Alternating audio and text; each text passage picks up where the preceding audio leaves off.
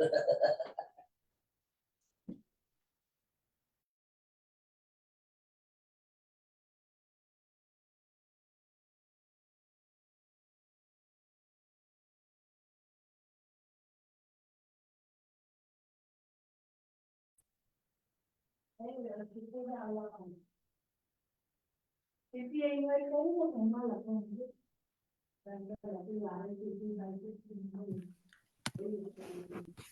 શ્રી કૃષ્ણ, જય શ્રી કૃષ્ણ, જય શ્રી કૃષ્ણ, જય શ્રી કૃષ્ણ, જય શ્રી કૃષ્ણ. આપણે આજનો સત્સંગ મંગલાચરણથી શરૂ કરીશું. નીતાબેન,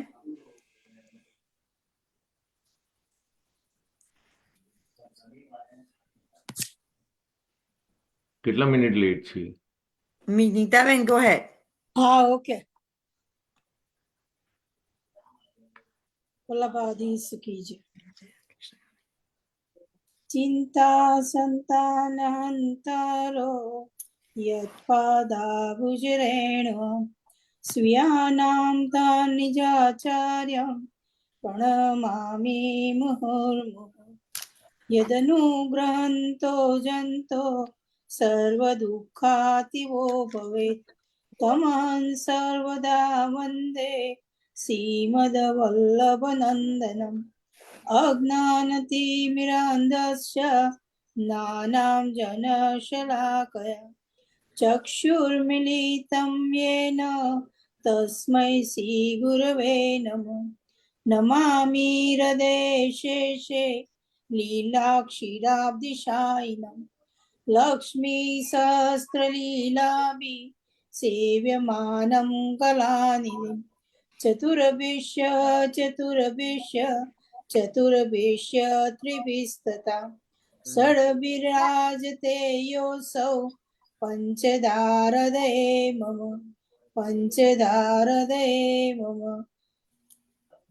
શ્રી ગિરિરાજ ગિરિરાજ ધરણ કી જય. શ્યામ કૃષ્ણ કનૈયા લાલ કી જય. શ્યામ સુંદર કી જય. આપણે આજના સત્સંગમાં કલ્પેશ અંકલ આપણને હમણાં જ નરસિંહ જયંતિ ગઈ, તો નરસિંહ જયંતિ વિશે આપણને એના વિશે કંઈક વિશેષ ઇન્ફોર્મેશન આપશે. તો કલ્પેશ અંકલ, જય શ્રી કૃષ્ણ. જય શ્રી કૃષ્ણ. હજુ થોડી રાહ જોવી છે કે? ના, એ લોકો બધા જોડાવા માંડશે. તમે ચાલુ કરો ને, બધા સ્ટાર્ટ જોડાવા માંડ્યા. સ્ટાર્ટ. ટોપિક એવો બધાનો આનંદ આવે એટલા માટે. આપણે રેકોર્ડિંગ થાય છે એટલે. નરસિંહ જયંતિ આપણને વિષ્ણુ ખબર છે કે વૈષ્ણવોને આપણે પુષ્ટિ વૈષ્ણવો લાગે. એ વસ્તુ પર્ટિક્યુલરલી એટલા માટે કહું છું કે મહાપ્રભુજીની આજ્ઞા છે કે આપણે 24/11 કરીએ અને 4 જયંતિ નું આપણે અભિવાદન કરીએ અને એને આપણે એના કૃષ્ણ પાળીએ જયંતિના દિવસે આપણે એ જયંતિનું ઉપવાસ કરીને આપણે એનું અભિયાન કરીએ. તો એ 4 જયંતિ છે: રામનવમી, એક છે વામન જયંતિ, એક જન્માષ્ટમી અને ચોથી છે નરસિંહ જયંતિ. નરસિંહ એટલે નર અને સિંહનું રૂપ, જે અવતારમાં પ્રભુએ ધારણ કર્યું હતું એ નરસિંહનું આપણે વાર્તા તો મને લાગે છે જેટલા અહીંયા હાજર છે અને જેટલા જે જાણતા હશે એ બધાને નરસિંહનો અવતાર શા માટે હતો અને બહુ જ એમ કહેવાય કે પ્રહલાદ જેવા અગ્રણીય ભક્ત એના સુખાર્થ, એની રક્ષા માટે, એના શું કહેવાય કે એના લાભાર્થ માટે, એટલા માટે પ્રહલાદને મોક્ષ આપવા માટે, એની ગતિ કરવા માટે આપણે નરસિંહે એની રક્ષા કરવા ખાસ તો કરેલો હતો. હવે આ વાર્તા વિશે તો બધા જાણે છે કે એમને પ્રહલાદને ની રક્ષા કરવા માટે એમને આ રીતે અવતાર લીધો હિરણ્યકશ્યપને, અને પછી હિરણ્યકશ્યપ એના જે પિતાશ્રી હતા એમનો એને વધ કર્યો. એ વાર્તા તો બધાને ખબર છે, પણ એની થોડી પૂર્વ ભૂમિકા વિશે આપણે જાણી લઈએ કે આ પ્રસંગ કેમ અને કેવી રીતે ઉભો થયો. કારણ એ છે કે હિરણ્યકશ્યપ અને હિરણ્યાક્ષ આ બે ભાઈઓ હતા. એ પહેલા જરા બીજી આગળ થોડીક વાત કરું કે સનત કુમારો જ્યારે સ્વર્ગમાં વિષ્ણુ ભગવાનના દર્શન કરવા ગયા હતા ત્યારે એમને બે દ્વારપાલાએ એમનો રસ્તો રોક્યો હતો, એમને પ્રવેશ રોક્યો હતો અને નિષેધ કર્યો હતો. તો એનાથી સનત કુમારો નિરાશ થઈ ગયા અથવા ગુસ્સે થઈ ગયા અને તરત જ એ જય વિજય નામના બે દ્વારપાળને એમને શ્રાપ આપ્યો. 3 સનત કુમાર હતા એટલે એને તેવડો એટલે 3 ગણો શ્રાપ લાગ્યો અને આ લોકોએ 3 વખત મૃત્યુલોકમાં જન્મ લેવાનું અને એ બી શિક્ષા તરીકે, એટલે એમને વેર ભાવે. એટલે એમાં એક જન્મ થયો હિરણ્યાક્ષ અને હિરણ્યકશ્યપ, બીજો થયો કંસ અને કુંભકર્ણ, ત્રીજો થયો કંસ અને એમનો બીજો ભાઈ છે એનો એ મને નામ યાદ નથી, પણ એ અને રાવણ અને કુંભકર્ણ. એટલે આવા 3 જન્મો થયા. એમાંનો આ જે જન્મ છે હિરણ્યાકશનો, જે વરાહ અવતારમાં એનો વધ કર્યો હતો, વરાહ અવતારમાં પ્રભુએ લઈને. તો એ જે વધ થયો એ હિરણ્યકશ્યપને ગમ્યું નહીં, એટલે એને એનું વેર વારવા, એટલે વિષ્ણુ સામે એમની સામે લડાઈ કરવા અથવા એમની સામે સક્ષમ થવા માટે એને પોતે ઘોર તપ કર્યું. હવે એ ઘોર તપ કર્યું બ્રહ્માની પાસે ઘણા વર્ષો, એટલે વર્ષો તો ત્યાં આગળ તે વખતે એવું 30, 40, 50 કે 15 મહિના એવું હતું નથી. એ લોકો લગભગ 3000 વર્ષ, 36,000 વર્ષને એવો બધો તપ લાંબુ કરતા હોય. એને તપ થયા પછી બ્રહ્માજીએ પ્રસન્ન થયા ત્યારે એને બહુ વિચિત્ર વરદાન માંગ્યું અને એ બધાને ખબર છે કે પોતે સ્વર્ગ, પૃથ્વી અથવા પાતાળ એ ત્રણેય લોકોમાં એ અજય બને. એ માનવ, પશુ, દેવતા, દૈત્ય એવા કોઈ જીવ અથવા અસ્ત્ર શસ્ત્ર વગર એનું મૃત્યુ ન થાય. એનું ઘર કે બહાર, દિવસ કે રાત, પૃથ્વી કે આકાશ, ક્યાંય પણ હું ન મરું. બ્રહ્માજીએ આવું વરદાન તો આપ્યું, પણ તમને એક અંદર બહુ ગુઢાર્થની વાત કહી દઉં કે આ દેવતાઓ જે બધાને વરદાન આપે છે ને, એ વસ્તુ તમારે સમજવાની છે કે અલ્ટિમેટલી આપણે કેવું કહીએ કે ભાઈ ફાઇનાન્સ મિનિસ્ટર છે કે હોમ મિનિસ્ટર છે કે એક્સ મિનિસ્ટર છે, પણ અલ્ટિમેટલી એ પ્રાઇમ મિનિસ્ટરની કન્સેન્ટ લીધા વગર એ લોકો કોઈ જગ્યાએ કોઈ વસ્તુને પાસ કરતા નથી, કે કોઈ કાયદો બનાવતા નથી. એવી રીતે આ દેવતાઓ જેટલા બી છે, મહાદેવ છે, ત્રિગુણ સ્વરૂપ છે અથવા બીજા દેવતાઓ છે, એ બધા અલ્ટિમેટલી બ્રહ્મા પાસે જાય. અને જેને આપણે બ્રહ્માનો અવતાર, આપણે કૃષ્ણ અવતાર કહીએ. તો બ્રહ્માજી એની પાસે ગયા અને કીધું કે મારી પાસે આવું અટપટું વરદાન માંગે છે, તો હે પ્રભુ મારે શું કરવું? તો કે આપો, મારે આમે અવતરવાનું છે મારે પ્રહલાદ માટે, એટલે તમારે કઈ વાંધો નથી, તમે એને વરદાન આપો અને એ રીતે મારે પ્રહલાદની રક્ષા બી કરવાની છે, એટલે મારે અવતરવાનું છે જ, એટલે મારે અવતાર તો લેવો જ પડશે. તો હું એનું નિકાલ કરીશ. એટલે આ કહેવાનો મતલબ એમ છે કે એમને એ રીતે વરદાન તો મળી ગયું, એટલે હિરણ્યકશ્યપ તો ખુશ થઈ ગયા. અને પછી એને અહીંયા મોકળો માર્ગ મળી ગયો, એટલે એને શું કરવા માંડ્યું કે એને બધે અહીંયા આગળ દાવા નળ ને બધે બ્રહ્માંડમાં, આખા બ્રહ્મમાં અથવા આપણા અહીંયા આગળ પ્રકૃતિમાં એને શરૂ કરી દીધું બધાને ત્રાસ આપવાનું ને જીતવાનું ને એવું બધું. પણ એ અરસામાં ઇન્દ્રને થયું કે એની સગર્ભા પત્ની હતી, એ જ્યારે તપ કરવા ગયો ત્યારે, તો એને થયું કે આ જો એના પેટથી હવે એ સગર્ભા છે તો કદાચ અસુર પેદા થાય, તો એટલે ઇન્દ્ર રાજાએ એનું અપહરણ કરી લીધું. પણ ત્યાં નારદજીએ આવીને એનો ઉદ્ધાર કરીને પોતાના આશ્રમમાં લઈ ગયા. એ પત્નીનું નામ કયાધુ હતું. કયાધુને એ ત્યાં આશ્રમમાં લઈ ગયા, સગર્ભા હતી, ત્યાં એમની જોડે નારદ મુનિ એને છોડાવીને પોતાના ત્યાં કયાધુનીને કથાપાન કરાવતા, ધર્મનો ઉપદેશ આપતા. ઉપદેશના પ્રભાવ રૂપે પ્રહલાદ એક પરમ ભક્તના રૂપે એનો જન્મ થયો. એટલે એ એકદમ એમ કહેવાય કે પરમ ભક્તનો એની પદવી પામી ચૂક્યો હતો. આ બાજુ હિરણ્યકશ્યપ જ્યારે પાછા ફર્યા અને જ્યારે આ પુત્રને મળ્યા ત્યારે ખુશમાં હતા અને એમને પૂછ્યું કે ભાઈ તારે શું કરવું છે? તો કે બસ મારે તો વનમાં જઈને પ્રભુની ભક્તિ કરવી છે, ગુણગાન ગાવા છે, મારે તો એટલે એ ગુસ્સે થઈ ગયા અને એને કહ્યું કે ભાઈ એના કરતા એને પછી એના બે ગુરુ શુક્રાચાર્ય ના પુત્રો જે શંડ અને અમર્ક હતા એની પાસે વિદ્યાભ્યાસ માટે મૂક્યા. તો એ મૂક્યા તો બી ત્યાં આગળ પણ એને કથા શ્રવણ, કીર્તન, પૂજન, વદન, દાસત્વ, મિત્રતા એ જ બધું શીખ્યું. અને એ લોકો જે દાનવની વાર્તાઓ કહેતા એ સાંભળવા પ્રહલાદ બિલકુલ તૈયાર નહોતા. પાછા આવીને જ્યારે પ્રશ્ન કર્યો ત્યારે બી એને જ્યારે અવાજ જવાબ આપ્યા જેનાથી હિરણ્યકશ્યપ ખૂબ નારાજ થઈ ગયા અને પછી એને જાત જાતના દંડ આપવા મળ્યા. એને આયુધથી એનું મૃત્યુ કરાવવું અથવા એને ખીણમાં ફેંકી દેવું અથવા એને સર્પના મોઢામાં એને દંશ દઈને મારી નાખવા, આમાંથી કોઈ બી વર્તન. અને છેલ્લા એની બહેન હોલિકાને એક વસ્ત્ર આપીને એને હોલિકાને ત્યાં હોળીમાં પધરાવ્યા. તો અલ્ટિમેટલી થયું કે એ કપડું ઉડી ગયું અને પ્રહલાદ ત્યાંથી પ્રભુની કૃપાએ એનું પાછું જીવતદાન પાછું આવ્યું. પણ આ રીતે પ્રહલાદ એના કોઈ બી પ્રયત્નથી એ પ્રહલાદનું મૃત્યુ ન કરી શક્યો, પૃથ્વીને મારી ના નાખી શક્યો.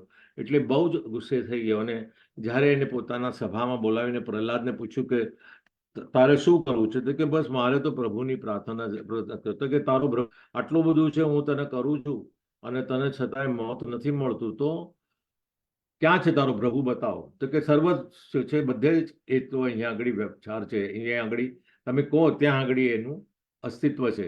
તો એને ગરમ ગરમ થાંભલો એકદમ અગ્નિથી તપી જાય એવો થાંભલો તૈયાર કરાવ્યો અને કીધું આ ભગવાન જો તારામાં એનામાં હોય આ થાંભલામાં તો એને બાથ ભરીને બતાવો.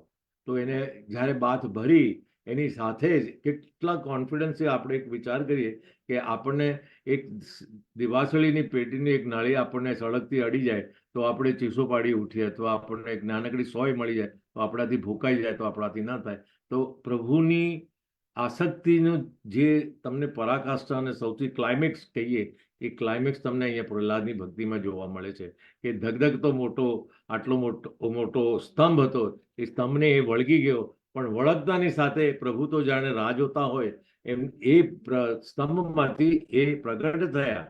તો એ કેવા હતા?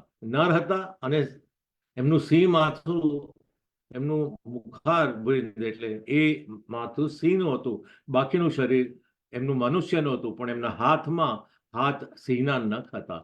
એ જે પ્રગટ થયા અને પછી એ ક્યાં બેઠા? કારણ કે હિરણ્યકશ્યપને તો વરદાન હતું કે આ ધરતી પર એ કોઈ બી એવી જગ્યા નથી બાકી રાખી એને કે જ્યાં એનું મોત કે મૃત્યુ થઈ ના શકે. એટલે ના ઘર ને બહાર, એટલે એ ઘરના ઉમરામાં બેઠા, એ નીચે બી ના બેઠા, એ અદ્ધર હવામાં એટલે એક પાટ પર બેઠા અને એ પાટ પર બેસીને હિરણ્યકશ્યપને પોતાના ખોળામાં લઈને એને એ નખ વડે એનું છાતી ચીરીને એનો મૃત્યુનો દંડ આપ્યો. એનું કરી એ જે થરથરાટ, એ અવાજ, જે એ તે વખતે ગર્જના, એ જે વટલે એટલું થાય એમાં આખી પૃથ્વી ડરી ગઈ. દેવતા દેવીઓ, ખુદ લક્ષ્મીજી બી ડરી ગયા કે એમની પાસે ના જાય, કારણ કે એટલા ક્રોધિત હતા ને એટલા બધા ગુસ્સામાં અને ક્રોધ સાથે એમનો ગુસ્સો પરાકાષ્ઠાએ પહોંચેલો એટલો બધો. એટલે એ વસ્તુ ફક્ત બધાએ એટલું જ કીધું કે પ્રહલાદ તું એમનો ભક્ત છે, તું જ એમને શાંત કરી શકીશ. તો બે હાથ જોડીને પ્રહલાદે પ્રભુને વિનંતી કરી કે પ્રભુ હવે શાંત થઈ જાઓ અને મને તમે પોતાના શરણમાં લઈ લો. ત્યારે એમને કીધું કે તારે શું જોવે છે? તો કે ના, મને જે ભક્તિ મળી છે એ ભક્તિ સિવાય મને કંઈ નથી, પણ મારી એક વિનંતી છે કે મારા પિતાશ્રીને તમે મોક્ષ આપજો. તો તમે વિચાર કરો કે જેને આખી જિંદગી આટલો ત્રાસ આપ્યો, આટલી જિંદગી તમને કોઈ જરાક બે શબ્દો બી કહી જાય તો તમને એવું થાય કે આને મને કીધું, હવે હું એને સહન નહીં કરું. જ્યારે એના પોતાના પિતાશ્રી આટલા બધા દુઃખની પરિસ્થિતિમાં બી અલ્ટિમેટલી એને બાળક, એને પોતા પુત્ર તરીકે એના પિતાશ્રીને એને મોક્ષ આપવાની વિનંતી કરી. અહીંયા કહેવાનું તાત્પર્ય એ છે કે પ્રભુ આ જે અવતારો લે છે એ ભક્તો માટે જ લે છે. અને આ 4 અવતારો જે પર્ટિક્યુલરલી મેં આગળ વાત કરી, એ ચારે 4 અવતારો એમને સ્પેસિફિકલી ભક્ત માટે લીધા. રામ અવતાર રાવણનો વધ કરવા માટે, કૃષ્ણનો અવતાર કંસનો વધ કરવા માટે, વરાહ અવતાર હિરણ્યાક્ષનો અવતાર કરવા, અને વામનનો અવતાર જ્યારે ધરતી આખું ત્રણેય લોક બલિરાજાના કંટ્રોલમાં જકડાઈ જતું હતું ત્યારે એ ધરતીને મોક્ષ આપવા માટે, ધરતીને હલકી કરવા માટે એમને વામનનો અવતાર લીધો. હવે એવા અવતારને આપણે મહાપ્રભુજીએ ગણાવ્યું છે કે આપણે એ જયંતિને ઉજવવી અને એમાં ભગવાનની ભક્તિ વધારે કરવી. આપણે જ્યારે 24/11 અને 4 જયંતિઓ કરીએ તો એનો મતલબ એ નથી કે કયો એ દિવસે ફરાળ કયું ખાવા, એનું કોન્સન્ટ્રેશન નથી હોતું. આપણું એમાં ભક્તિનું કોન્સન્ટ્રેશન વધારે હોય છે. હવે આમાં પુષ્ટિ માર્ગની એક સુંદર એની અવધિ છે. એટલે શું છે કે આ જ દિવસે ઠાકોરજી સદગરા, જે સદગરા એટલે આગળ કદાચ વાત થઈ હશે, મને ખબર નથી આગળની, શ્રીનાથજીના પ્રાગટ્યની જ્યારે વાત થઈ હશે, અને કદાચ મેં કરી કે નહીં, પણ ઠાકોરજી જતીપુરાથી વલ્લભકુળના 7 બાળકો, ગોસાઈજીના 7 બાળકોના સુખ માટે, એમની પ્રસન્નતા માટે એ જતીપુરાથી શું કહેવાય કે પ્રયાણ કરીને સદગરા એટલે મથુરામાં, જ્યાં 7 બાળકોનું ગોસાઈજીનું ત્યાં સ્થાન હતું, ત્યાં એ પધાર્યા. કેમ કે એ વખતે એ વલ્લભકુળની જે ઘરની સ્ત્રીઓ હતી, વહુઓ હતી, બેટીજીઓ હતી, એ લોકો અહીંયા આવીને ઠાકોરજીને સન્મુખ દર્શન અથવા એમની સેવાનો લાભ નહોતા લઈ શકતા. એટલે એ પ્રભુને જે વિચાર આવ્યો તો એમને એમના જ્યેષ્ઠ પુત્ર ગિરધરલાલજીને કહીને એ સદગરાની જે જગ્યા આજે બી મથુરામાં છે, તો તમે લોકો જ્યારે ગયા હોય ત્યારે એ સદગરાની જગ્યા જો તમને ત્યાં શક્યતાથી કોઈને પૂછીને બી મળે, હું તો જઈ આવ્યો છું, 2 થી 3 વાર જઈ આવ્યો છું, અને બહુ સુંદર છે. એમાં બધી 7 નિધિ સ્વરૂપોની બેઠક જે છે, પ્રભુનું પ્રાગટ્ય બી ત્યાં સ્થાપિત થયેલું છે, ત્યાં પાઠ બી છે. તો એ 2 મહિના ને 22 દિવસ એટલે 82 દિવસ ત્યાં એમની ઠાકોરજી સાથે એમને એ જ્યારે એ લગભગ ગયા, મને લાગે છે 7મ દિવસે ગયા હતા ત્યાંથી અહીંયા, જે દિવસે અહીંયાથી એમનું પ્રાગટ્ય ઉત્સવ થયો હતો. ને આ 14ને દિવસે, વૈશાખ વદ 14ને દિવસે એ પાછા ફર્યા. એટલે આ દિવસનો આ પણ મહત્વ છે. એટલે જે દિવસે ત્યાંથી મથુરામાંથી એમને અહીંયા પ્રયાણ કર્યું, અને અહીંયા કારણ કે સ્વાભાવિક છે કે એ રસ્તામાં હાલતા અને પ્રયાણ કરતા હતા, એટલે એમનો રાજભોગના દર્શન થયા નહીં. પણ એમને અહીંયા આગળ સંધ્યાકાળ એટલે જ્યારે એ ઉત્થાપનનો સમય થાય પહેલા અહીંયા આગળ જતીપુરા પહોંચી ગયા, એટલે ગોપાલપુર કહેવાતું તે વખતે, ત્યારે એ દિવસે 2 ભોગ સાથે ધરાય, રાજભોગ બી ધરાય અને શયનભોગ બી ધરાય. અને એ વખતે ઠાકોરજી એ રાજભોગ અને શયનભોગ ધરીને એ નરસિંહ અવતારનો ઉત્સવ મનાવ્યો કહેવાય તે દિવસે. 14ને દિવસે એ જતીપુરામાં આ સમયે ત્યાં હતા એવો આપણને ભાવ હોય છે. નોર્મલી શ્રીનાથ દ્વાર હોય, પણ આ દિવસે અહીંયા હોય છે એવું કહેવાય છે. શયનમાં તો ખેર જતીપુરામાં હોય જ છે, આજ સુધી હોય છે, એટલે એનો કોઈ સવાલ નથી. પણ આ રીતે આ દિવસનું આ રીતેનું મહત્વ છે, એનું હું તમને જાણ કરાવું છું. એટલે પ્રભુ એ કહે છે કે પ્રભુ તમારામાં સાચી ભક્તિ હોય, તમારી નિષ્ઠા હોય, તો તમારા હિસાબે એ કોઈ બી રીતે, કોઈ બી અવતારમાં તમને તમારી રક્ષા કરે, તમને સુખ આપવાની એ પૂરેપૂરી કોશિશ કરે, તમને વિઘ્નોથી, અમુક દુઃખોથી પણ એ તમારી રક્ષા કરે, તમને આ ભક્તિનો ભાવ વધારે, એ જે કૃપા કરે, જેને આપણે પુષ્ટિ કહીએ છીએ, એ પુષ્ટિની કૃપા બી આપણને કરે છે. તો આ હતો ટૂંકમાં નરસિંહ અવતાર. એને નૃસિંહ બી કહેવાય છે. નર અને સિંહ બે અવતાર છે. એ નરસિંહ અવતારની જયંતિ વિશે મેં વાત કરી. આજથી અઠવાડિયા પહેલા જ એનું પ્રાગટ્ય, તે વખતે બી જરા થોડી આગળ પાછળ થઈ હતી કે 13મીનો ક્ષય હતો, માટે આગલે દિવસે 14 હતી અને પછી બાકીની પાછલી 14 એમનેમ હતી ને લોકોએ પછી પાછળથી મનાવી હતી. પણ ખેર એ વસ્તુ તો શું કહેવાય કે કાળ અને તિથિની હોય છે, એટલે એ પ્રમાણે આપણે ઉજવી હતી. અને એ દિવસે આપણે મંદિરોમાં તો બે ભોગ એક સાથે ધરાય છે સાંજના. આપણા ઘરે એવી પ્રથા હોતી નથી, કારણ કે આપણને ફક્ત રાજભોગ સુધીનો જ નોર્મલી બધાને 4 સમાન દર્શન હોય છે. તો આટલું કહી હું મારી વાણીને અહીંયા વિરામ આપીશ.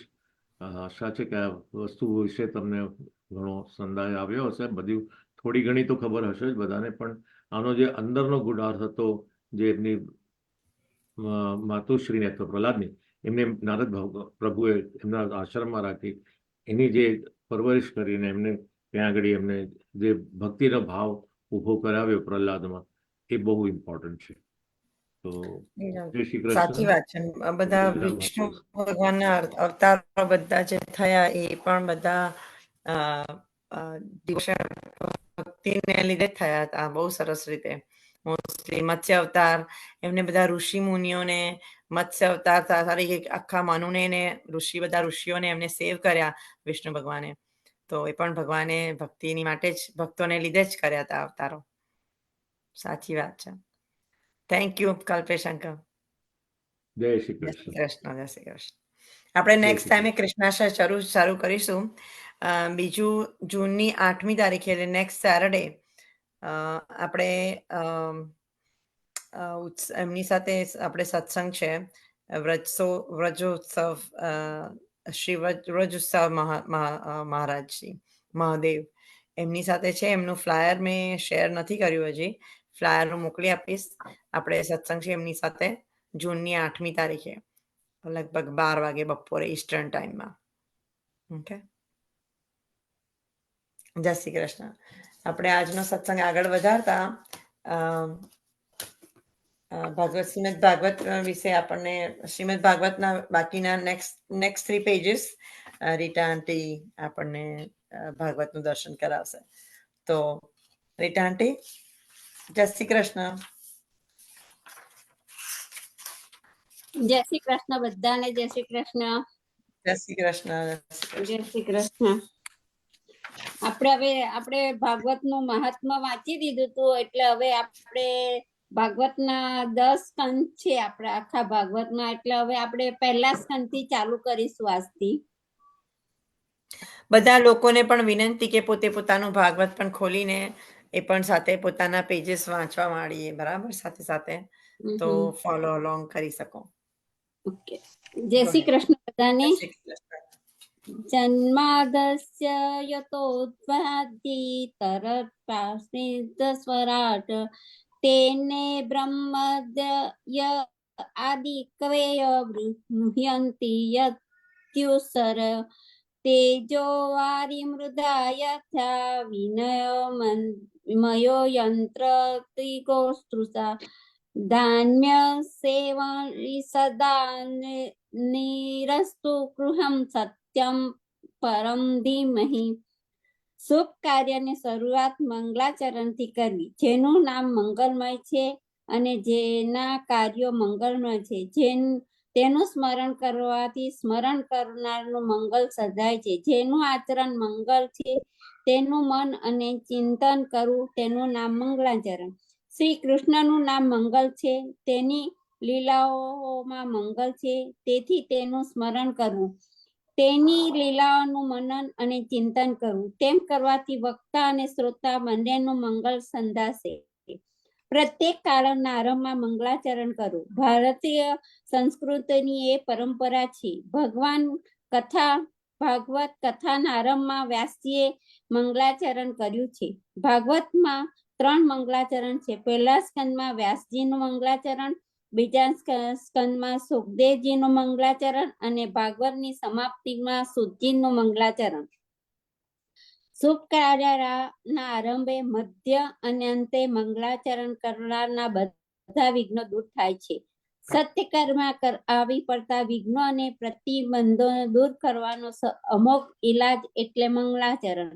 વ્યાસજીએ શ્રીમદ ભાગવતની કથાના પ્રારંભે મંગલાચરણ કર્યું છે. તેમાં ગાયત્રીનો અર્થ વર્ણ્યો છે. મંગલાચરણમાં પ્રથમ શ્લોકમાં વ્યાસજી ધ્યાન ધરે છે. તેઓ કહે છે, જેનાથી આ જગતની ઉત્પત્તિ, સ્થિતિ અને લય થાય છે. બીજું, જેમ ઘડામાં માટી અને કુંડલમાં કનક વ્યાપી રહેલું છે, જે આ જગતમાં તેને ઉપદાન કારણ રૂપે વ્યાપી રહેલ છે. ત્રીજું, જે શુદ્ધ જ્ઞાન સ્વરૂપ અને સ્વયં પ્રકાશિત છે. ચોથું, જેણે અકળ એવા વેદનાનો બ્રહ્મા મનમાં વિસ્તાર કર્યો છે. પાંચમું, પંચ મહાભૂતિની સૃષ્ટિ, ઇન્દ્રિયોની સૃષ્ટિ અને દેવતાઓની સૃષ્ટિ કે જે અસત્ય છે છતાં જેની સત્તાથી તે સત્ય ભાસે છે તે. છઠ્ઠું, જે ભૂત ભવિષ્ય અને વર્તમાનમાં સદાકાળ વિદ્યમાન છે એવા પરમ સત્ય સ્વરૂપ પરમેશ્વર અમે નિરંતર ધ્યાન ધરીએ છીએ. વ્યાસજી પરમ સત્ય સ્વરૂપ પરમાત્માનું ધ્યાન ધરે છે. તેઓ વંદન કરતા નથી પરંતુ ધ્યાન ધરે છે. કથા સાંભળવાના સમગ્ર કાળ દરમિયાન આપણે પણ પરમાત્માનું ધ્યાન કરતા રહેવાનું છે. પરમાત્માના સ્વરૂપને હૃદયમાં લાવી રસાનંદમાં ડૂબી જવાનું છે. વ્યાસજી ધ્યાન ધરે છે કોનું? તેઓ કહે છે કે સત્યમ પરમ ધીમહિ, એમ પરમ સત્યનું ધ્યાન ધરીએ છીએ. વ્યાસજીનો આગ્રહ નથી કે તેને નામ વડે ઓળખતા ભગવાનનું ધ્યાન ધરો. રામકૃષ્ણ, શિવજી કે અન્ય કોઈ વિશિષ્ટ નામ ધરાવતા ભગવાનનું ધ્યાન ધરો એવું તેઓ કહેતા નથી. તેઓ સત્ય સ્વરૂપ પરમાત્માનું ધ્યાન ધરવાનું કહે છે. શ્રુતિમાં લખ્યું છે સત્યમતી, બ્રાહ્મણો નામ. સત્ય એ બ્રહ્મનું નામ છે. સત્યમ પછી પરમ શબ્દ છે. આનાથી સત્યમ પરમ એટલે પરબ્રહ્મ અને પરમબ્રહ્મ એ જ પરમાત્મા. પરમ સત્યનું ધ્યાન ધરો એટલે પરમાત્માનું ધ્યાન ધરો. એ પરમાત્માને તમે શ્રી કૃષ્ણ, શ્રી રામ કે બીજા કોઈ પણ નામથી ઓળખાવો તો ચાલશે. ધ્યાન ધરો તો સત્યનું, પરંતુ કેવા સત્યનું? વ્યાસજી કહે છે નિરંતર કુહંગ સત્યનું ધ્યાન ધરો. સત્ય નિરંતર કુહંગ હોવું જોઈએ એટલે કે છળ કપટ વગરનું હોવું જોઈએ. અહીં થોડીક દ્વિધા ઉત્પન્ન થાય છે. સત્યમાં કપટ હોય ખરું અને સત્યમાં કપટ હોય તો તે પરમ સત્ય કહેવાય ખરું? મહાભારતનું યુદ્ધ ચાલી રહ્યું છે. ક્રોધાવેશમાં આવી દ્રોણ ગુરુ પાંડવ સૈન્યનું સંહાર કરી રહ્યા છે. રૌદ્ર રૂપ ધારણ કરેલા દ્રોણ ગુરુ નો પ્રતિકાર કરવાનું સામર્થ્ય કોઈમાં નથી. જો આમ જ ચાલે તો પાંડવોનો પરાજય નિશ્ચિતપણે થાય. શું કરવું? દ્રોણ ગુરુએ તેમના પુત્ર અશ્વત્થામામાં ઘણી આસક્તિ હતી. જો અશ્વત્થામાનો વધ થાય તો દ્રોણ ગુરુ શસ્ત્રો ત્યજી દે, પરંતુ ગુરુપુત્ર અવધ્ય ગણાય છે. બુદ્ધિશાળી ભીમસેને અશ્વત્થામા નામે એક હાથીનો વધ કર્યો. પછી જાહેર કર્યું કે અશ્વત્થામા મરાયો. દ્રોણ ગુરુ સહેજ ખચકાયા, પરંતુ આ તો ભીમના શબ્દો. આ વાત તો જો સત્યવાદી રાજા યુધિષ્ઠિર કહે તો સાચી મનાય, અન્યથા નહીં. સૌએ મળી યુધિષ્ઠિરને સમજાયા. આપતકાળે અર્ધ સત્ય બોલવું અને પ્રાણ રક્ષા કરી લેવી. યુધિષ્ઠિરને પણ લાગ્યું કે આ પ્રમાણે કર્યા સિવાય ચાલે તેમ નથી. આથી તેમણે કહ્યું અશ્વત્થામા મરાયો. પરંતુ આ અસત્ય કથનથી તેમનું મન ડંકતું હતું. આથી ધીરેથી બોલ્યા નરોવા કુંજરોવા. ઢોલ ત્રાસના અવાજમાં તેમના આ શબ્દો ડૂબી ગયા. ગુરુ દ્રોણે શસ્ત્રો છોડ્યા. મહારાજ યુધિષ્ઠિરે તો સત્યવાદી કહ્યા છે. તેઓ બોલ્યા તે સત્ય છે. અશ્વત્થામા મરાયો. તે માણસ હોય કે હાથી, આમાં અસત્ય ક્યાં છે? તે છતાં તે સત્યમ પરમ નથી. તેમના આ શબ્દો નિરસ્ત કુહંગ સત્ય નથી, કપટયુક્ત સત્યનું આ સ્વરૂપ છે. હવે નિરસ્ત કુહંગ સત્ય કપટ રહી સત્યનું દૃષ્ટાંત આપીશું. વિચારવાણી અને વ્યવહારમાં કે સાચું હોય કે નિષ્કંઠ સત્ય, સત્ય હંમેશા સત્ય જ હોય છે. સત્યમાં બાંધછોડ ન હોય. એવું નિષ્કંઠ પણ સત્ય બોલનારા સત્ય સ્વરૂપ પરમાત્માને મેળવી શકે. રાજા હરિશ્ચંદ્રનું સત્ય નિરસ્તર કુહક સત્ય હતું. તેઓ તો સ્વભાવથી જન્મ સત્ય વક્તા હતા.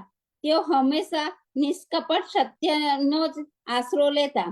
પરંતુ બલિ રાજા તો અસુર હતા. સ્વયં ભગવાનના વામન રૂપ ધારણ કરી તેમની પાસે માંગવા આવ્યા અને 3 ડગલા પૃથ્વી માંગી.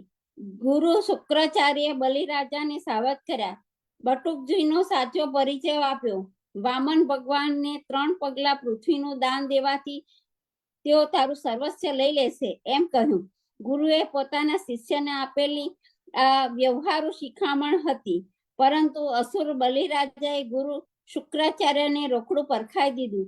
નહ્ય સત્યાન પરોઢ ધર્મ, અસત્યથી મોટો કોઈ ધર્મ નથી. મારા વચનમાં છેતરપિંડી ન હોય. આમ કહી બલિરાજાએ 2 પગલામાં પોતાનું સર્વસ્વ લઈ લેલા વિરાટ વામન રાજાને તેમનું 3જું ચરણ પોતાના માથે મૂકવા કહ્યું. અસુરમાં અસત્ય હોય છે સ્વાભાવિક રીતે જ, પરંતુ અસુર રાજ બલિએ કપટ રહિત સત્યનું ધ્યાન ધર્યું અને તેનું આચરણ કર્યું. બલિરાજાએ સત્યનું આચરે સત્ય એ જ પરમાત્મા છે. સત્ય આચરણ કરી તેઓ કૃતાર્થ થયા, આત્મનિવેદનમાં અધિકારી બન્યા. બલિરાજાએ સર્વસ્વ ખોયું, પરંતુ સત્ય ન છોડ્યું. સત્યનિષ્ઠ બલિ ઉપર પ્રભુ પ્રસન્ન થયા. બલિએ સુતલ પાતાળમાં મોકલ્યા, પોતે પણ તેમની સાથે ગયા. તેમના દ્વારપાળ બની રહ્યા. સત્યની રક્ષા કરશો તો સત્ય તમારી રક્ષા કરશે. કુહોક એટલે કપટ, સત્યને ઢાંકી દઈ સત્ય લાગે તે રીતે અસત્ય બોલવું, તેનું નામ કપટ. તમારો આ દેહ, ઇન્દ્રિયો, પત્ની, પુત્ર, સંપત્તિ વગેરે તમારા નથી. તેને તમારા માની તે પ્રમાણે વ્યવહાર કરવો, તેનું નામ કપટ. બ્રહ્મ સંબંધનો ગદ્ય મંત્ર નિરસ્તર. કુહક સત્ય એટલે કપટ રહી સત્યનું મૂર્તિમંત સ્વરૂપ છે. હે કૃષ્ણ, બધું તારું છે. હું તે બધાને મારું માનતો હતો, પરંતુ સત્ય તો એ છે કે તે બધું તારું છે. તેથી સત્યના પાલન અર્થે તે બધું હું તને અર્પણ કરું છું.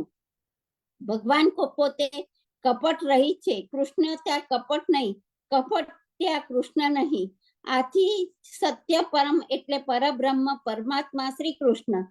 ભાગવતમાં નામમાં આ વાત બહુ સ્પષ્ટ રીતે સમજાવી છે. પરમાત્મા લોક અને વેદ પ્રસિદ્ધ સત્ય છે. પરમ એટલે શ્રેષ્ઠ, પુરુષોમાં શ્રેષ્ઠ એ પુરુષોત્તમ. અતોસ્મિન લોકે વેદે ચ પ્રથિત પુરુષોત્તમ.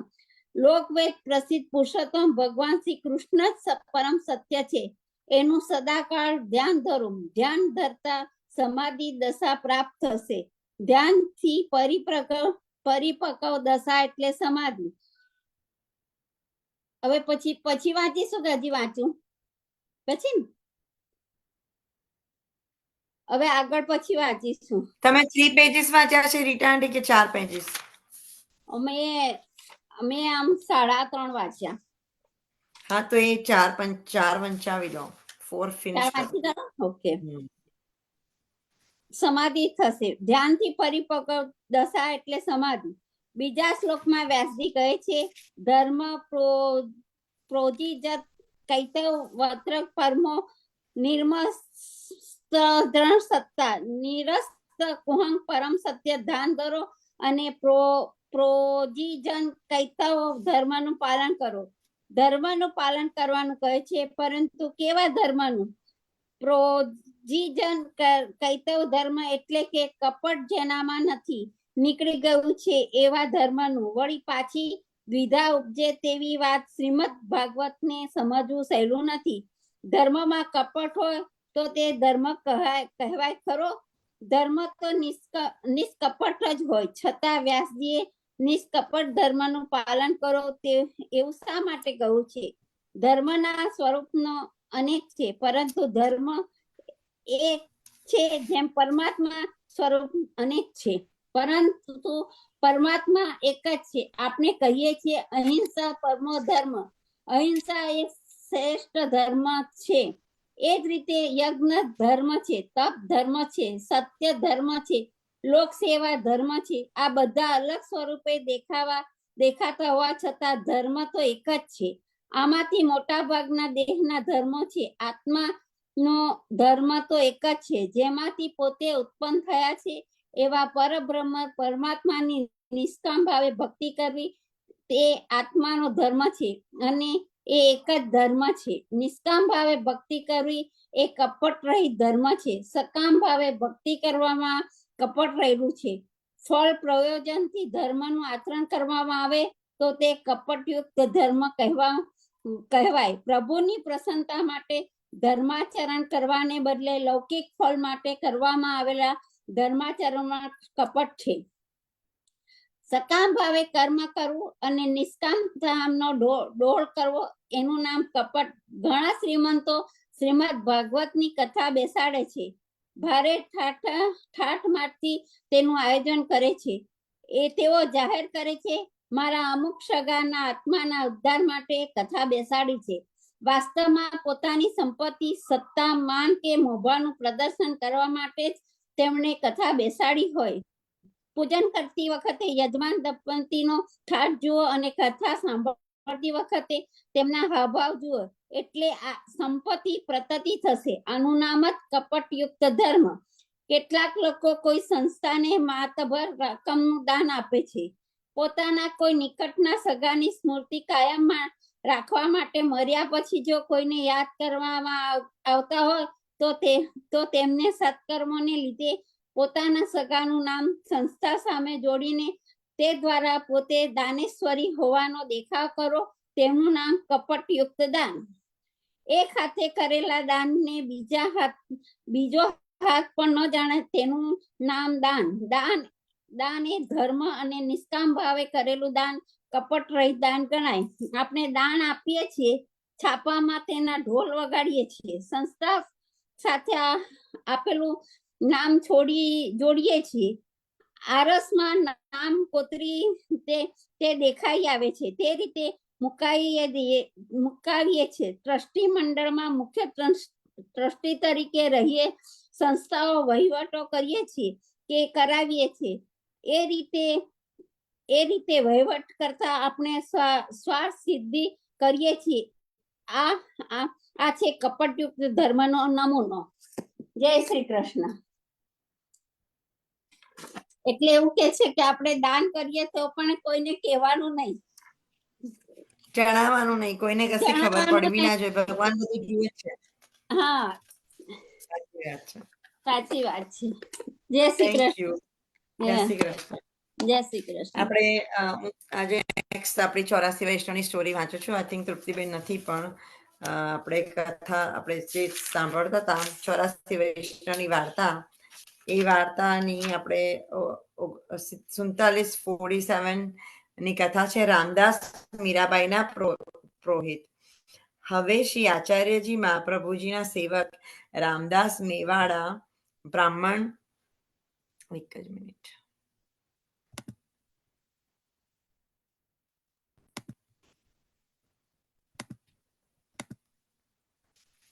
હવે શ્રી આચાર્યજી મહાપ્રભુજીના સેવક રામદાસ મેવાડા બ્રાહ્મણ મીરાબાઈના પુરોહિત હતા. મેવાડમાં રહેતા. તેમની વાર્તાનો ભાવ કહીએ છીએ. ભાવ પ્રકાશ એ શ્રી સ્વામીજીની સખી વિશાખા તેમની સખી છે. લીલામાં એમનું નામ કંદપા છે. એ સદા શ્રી સ્વામીજીના નામનું કીર્તન કરતી. એનું રૂપ બહુ સુંદર હતું. એક દિવસ કંદપા પોતાનો શૃંગાર કરતી હતી, ત્યારે શ્રી સ્વામીજીની પધાર્યા. ત્યારે કંદપા શૃંગાર કરતી હતી તે ઉઠી નહીં. તેથી વિશાખાએ શ્રાપ આપ્યો કે આટલો ગર્વ! અમારી સ્વામીજીનું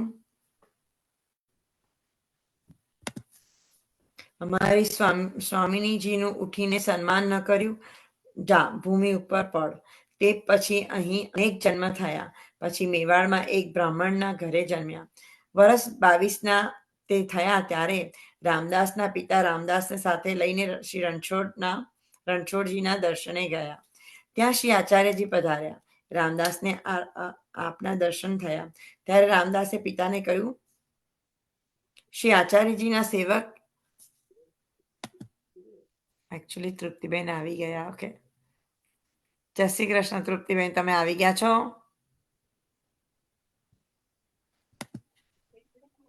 જય Shri Krishna. Sorry. Krishna, we were waiting for you. તમે શરૂ કરી શકો છો. આપણે તમારા પર જ છે સ્ટોરી છે. રામદાસ મીરાબાઈના પુરોહિત. ઓકે, યા બરાબર છે. સર્વ વૈષ્ણવને જય શ્રી કૃષ્ણ. મારે તમારી સોરી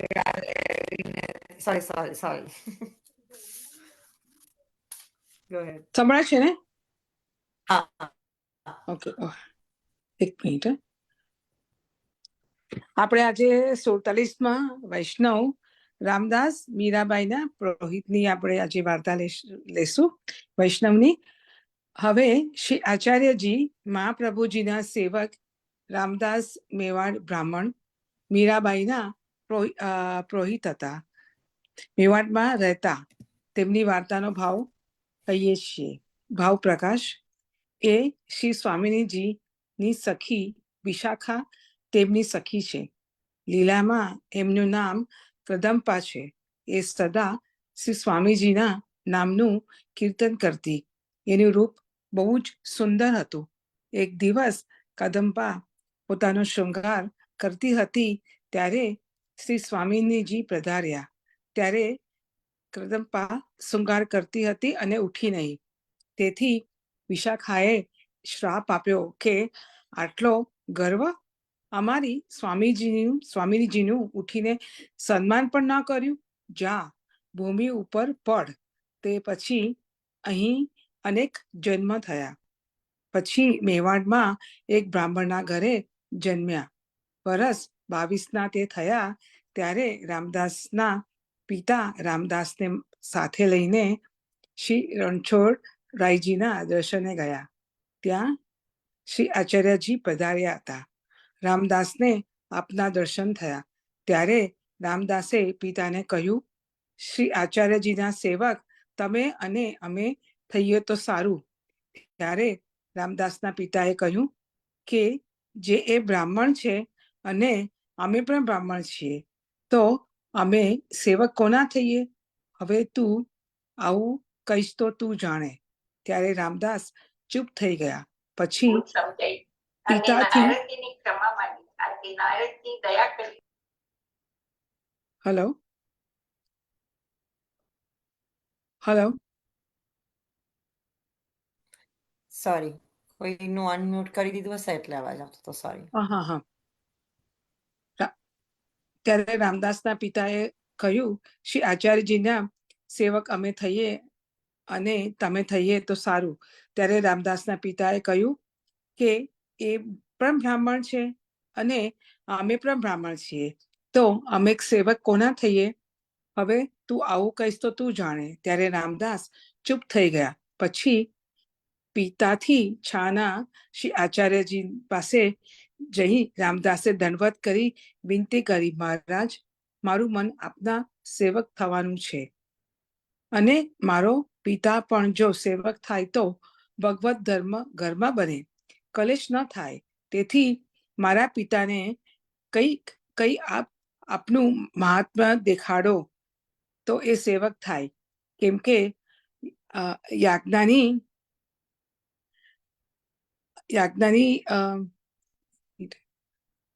યાજ્ઞાની જીવ છે, અહંકારથી ભર્યો છે. ત્યારે શ્રી આચાર્યજી એ કહ્યું કે તું દેવી છે, તારો પિતા સાધારણ છે, તેથી તારી પાછળ થશે. તું જે વાત પિતાને કહીશ તે સાચી થશે. તું જ પિતાનો મહાત્મય દેખાડજે. ત્યારે રામદાસ દંડવત કરી પિતા પાસે આવ્યા. ત્યારે પિતા રસોઈ કરતો હતો. તે રસોઈ કરતા બધો હાથ બળી ગયો. તેથી પિતા દુઃખી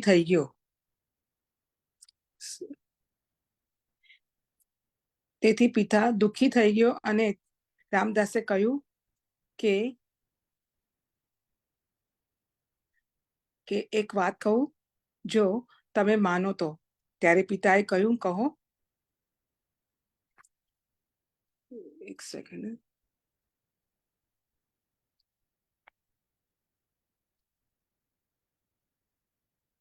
આગળ વહી ગયું, સોરી.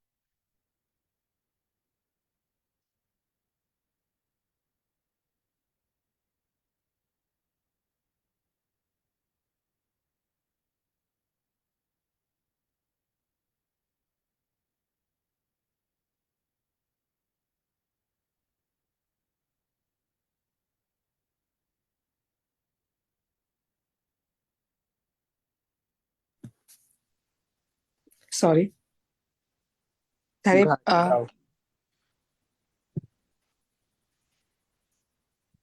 આમાં છે ને સેજલ આ બુક માંથી વાંચવાનું છે ને સારું પડે છે. ના એમાં છે, જો મેં તમને આખું પેજ બંને મોકલાવી દીધા છે. હા પણ એમાં છે ને આ હા. બુક માંથી તમે વાંચો ને આ પેજમાં ફ્લિપ ઓવર થઈ જાય છે પાછું, એટલે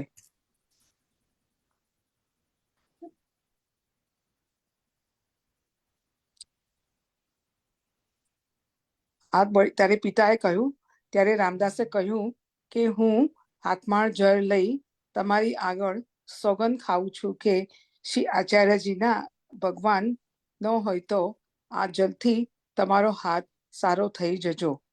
જો બીજો પ્રકાર હોય તો તમારો હાથ સારો ન થજો. આ પ્રકારે કહી જલ તમારા હાથ ઉપર નાખીશ. જો હાથ તમારો સારો થાય તો શ્રી આચાર્યજીના સેવક થજો. પિતાએ કહ્યું, હા હા હા આ પ્રકારે થશે તો હું સેવક થઈશ. ત્યારે રામદાસ હાથમાં જલ લઈ કહે, શ્રી આચાર્યજી સાક્ષાત ભગવાન હોય તો આ જલથી પિતાનો હાથ સારો થઈ જજો. એમ કહી રામદાસે પોતાના હાથનું જલ પિતાના હાથ ઉપર રાખ્યું. તેથી હાથ એમનો સારો થઈ ગયો. ત્યારે રામદાસે કહ્યું, ચલો હવે શ્રી આચાર્યજીના સેવક થાવ. ત્યારે પિતાએ કહ્યું, બેટા તું બાવળો થયો છે. ભાગ્યોમાં એમ જ લખ્યું હતું, તેથી મારા પુણ્યથી હું સારો થયો છું. રસોઈ તો કરું. ત્યારે રામદાસે ક્રોધિત થઈને પિતાને કહ્યું, તમે આટલા ઉપર ના કહી અને ફરી ગયા તો બંને આંખોથી આંધળા થઈ જાઓ. એટલે તત્કાલ તેની બંને આંખોમાં ફૂલા પડી ગયા. પિતા આંધળા થઈ ગયો. ત્યારે પિતાએ કહ્યું રામદાસને કે આ તે શું કર્યું? હવે હું સેવક જરૂરથી થઈશ. તું જે કહે તે જ કરું. આંખો સારી થાય તો? ત્યારે રામદાસે કહ્યું, હવે તો શ્રી આચાર્યજીના સેવક થશો ત્યારે જ આંખ સારી થશે, નહીં તો બહુ દુઃખ પામશો. ત્યારે પિતાએ કહ્યું, ચાલો જલ્દી, પછી બીજું કાર્ય થશે. રામદાસે પિતાનો હાથ પકડી શ્રી આચાર્યજીની પાસે આવીને દંડવત કર્યો. ત્યારે પિતાએ વિનંતી કરી કે જે મહારાજ આપનો પ્રતાપ પ્રસિદ્ધ જોયો તો એ મારા મનમાં ન આવ્યું, તેથી હું આંધળો થયો. હવે હું આપની શરણે આવ્યો છું. મારું દુઃખ દૂર કરો. ત્યારે શ્રી આચાર્યજીએ રામદાસને કહ્યું તું શ્રી જમનાજીમાં નાહીને આવ. ત્યારે પિતાએ અહીં બેસી રહેવા દે. અને ત્યારે રામદાસ શ્રી યમુનાજીમાં નાહીને શ્રી આચાર્યજી પાસે આવ્યા. શ્રી આચાર્યજીએ તેમને નામ સંભળાવી બ્રહ્મ સંબંધ કરાવ્યું. પછી રામદાસના પિતાને નામ સંભળાયું. ત્યારે રામદાસે શ્રી આચાર્યજીનું ચરણામૃત પોતે લઈ તેના પિતાના નેત્રોથી લગાડીને કહ્યું, હવે નેત્ર પહેલા જેવા થઈ જાઓ. પછી આંખ સારી થઈ ગઈ. ત્યારે પિતાએ શ્રી આચાર્યજીને દંડવત કરીને કહ્યું, મહારાજ હવે મને શું કર્તવ્ય છે જેમાં હું સુખ પામું તે બતાવો. ત્યારે શ્રી આચાર્યજી કહે, તમે તમારા પુત્ર રામદાસના કહેવામાં કરશો તો સદા સુખી રહેશો, કૃતાર્થ થઈને મુક્તિ પામશો. પછી રામદાસે કહ્યું, મહારાજ તમે ભગવત સેવા પધરાવો. ત્યારે શ્રી આચાર્યજીએ પ્રસાદી વ્રસ્ત દીધા અને કહ્યું, આની સેવા મન લગાવીને કરજે.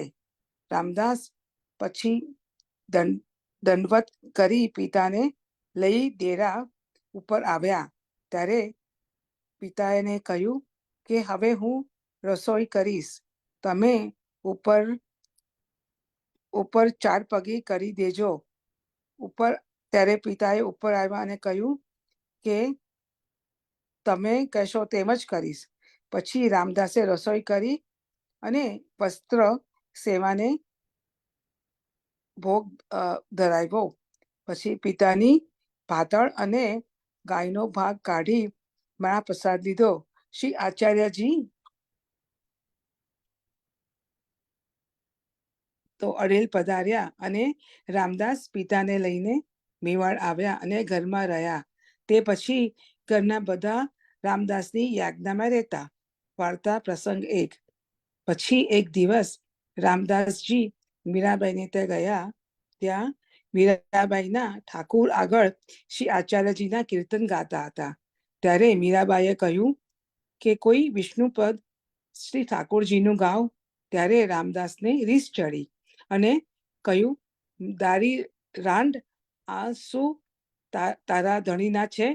આજ પછી તારું મુખ નહીં જોવું.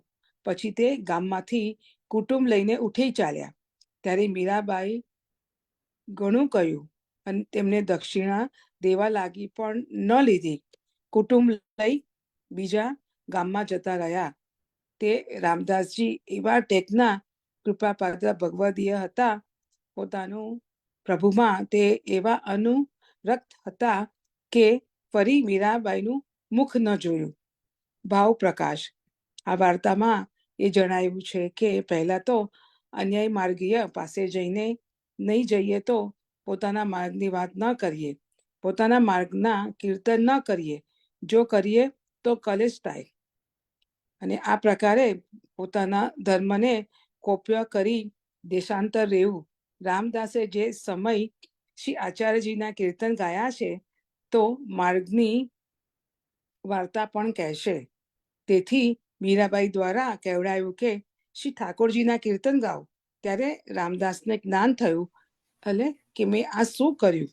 શ્રી ગોવર્ધનને શ્રમ કરાયો. ત્યારે એમણે મનમાં વિચાર્યું કે હવે આ ગામમાં જલ પીવું ઉચિત નથી, કેમ કે કદાચિત ગામમાં રહીએ તો મીરાબાઈનું મુખ જોવું પડે. અમે છીએ બ્રાહ્મણ, વળી મીરાબાઈના પુરોહિત. દ્રવ્યની લાલચમાં આ જગતમાં બહુ જ બુરી છે. લોભથી ધર્મ જશે. તેથી આ ગામમાં જલ ન લેવું. તેથી બધા કુટુંબ રહિત બીજા ગામ જઈ રહ્યા.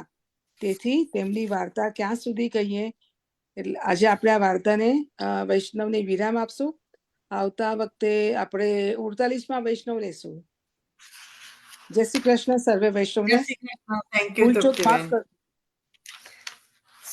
સોરી અમુક વખતે આપણાથી બધાથી ભૂલ થતી હોય છે, પણ ભગવાનને આપણે છેલ્લે માફી માંગી લઈશું.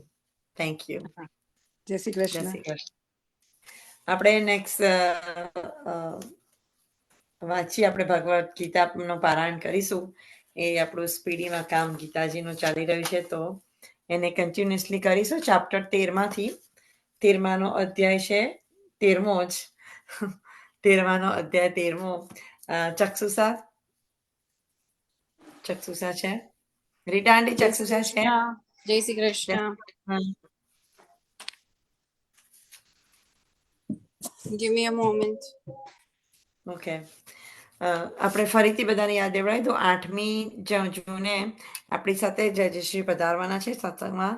તો હવે 1-2 મહિના આપણી સાથે 2-3 સત્સંગો છે, જેમાં આપણા ગુરુજી પણ આપણને વધારે જ્ઞાન આપશે, આપણા સત્સંગોનું જ ગ્રંથનું જ્ઞાન. તો આપણે પણ એક જોડાઈશું સદગુરુજીનું પણ સાથે નોલેજ લેવામાં. એ સત્સંગમાં પણ આપણે જોડાઈશું. 8મી તારીખે સેટરડે આવે છે. આઈ થિંક લગભગ 12 વાગે, આપણા બપોરના 12 વાગે જ હશે. તો બધા પરવારીને મહેરબાની કરીને સત્સંગમાં જોડાજો. આપણા જે રેગ્યુલરલી સત્સંગો, રેગ્યુલરલી જે લોકો ડિવોટી આવે છે આપણા સત્સંગમાં જોડાવો છે, તો ડેફિનેટલી જોડાવવું જોઈએ આપણે કન્ટિન્યુઅસલી સત્સંગ રાખવા માટે. ઓકે. ચક્ષુષા ગોય, હું ફ્લાયર તમને સેન્ડ કરી દઈશ. ચક્ષુષા, શ્લોક નંબર 13મો. ગણેશાય નમઃ. સર્વતઃ પ્રાણિપાદં તત્ સર્વતોક્ષી શિરોમુખં સર્વતઃ શ્રુતિમલ્લોકે સર્વમાવૃત્ય તિષ્ઠતિ. સર્વતઃ પ્રાણિપાદં તત્ સર્વતોક્ષી શિરોમુખં સર્વતઃ શ્રુતિમલ્લોકે સર્વમાવૃત્ય તિષ્ઠતિ. તો આ શ્લોકનો મિનિંગ છે કે સર્વતઃ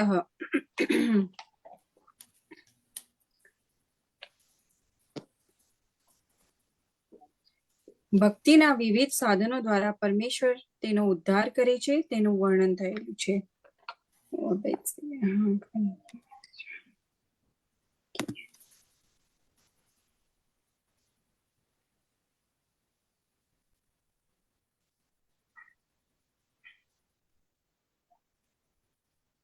જેવી રીતે સૂર્ય પોતાના અનંત કિરણો ચોમેર પ્રસારીને અવસ્થિત હોય છે, તેવી જ રીતે પરમાત્મા અથવા પૂર્ણ પુરુષોત્તમ પરમેશ્વર અવસ્થિત હોય છે. તેઓ પોતાના સર્વવ્યાપક રૂપમાં અવસ્થિત હોય છે, રહે છે અને તેમની અંદર આદ્ય મહાન શિક્ષક બ્રહ્માજીની માંડીને નાની કીડી સુધીના જીવો સ્થિત હોય છે. મસ્તકો તથા મુખ અસંખ્ય હોય છે અને જીવો પણ અનંત હોય છે. આ સૌ પરમાત્મામાં જ સ્થિત છે અને પરમાત્માના આધારે જ રહેલા છે, માટે પરમાત્મા સર્વવ્યાપક છે. પરંતુ વ્યક્તિગત આત્મા એમ ન કહી શકે કે તેના હાથ, પગ તથા નેત્ર ચોમેર પ્રસરેલા છે.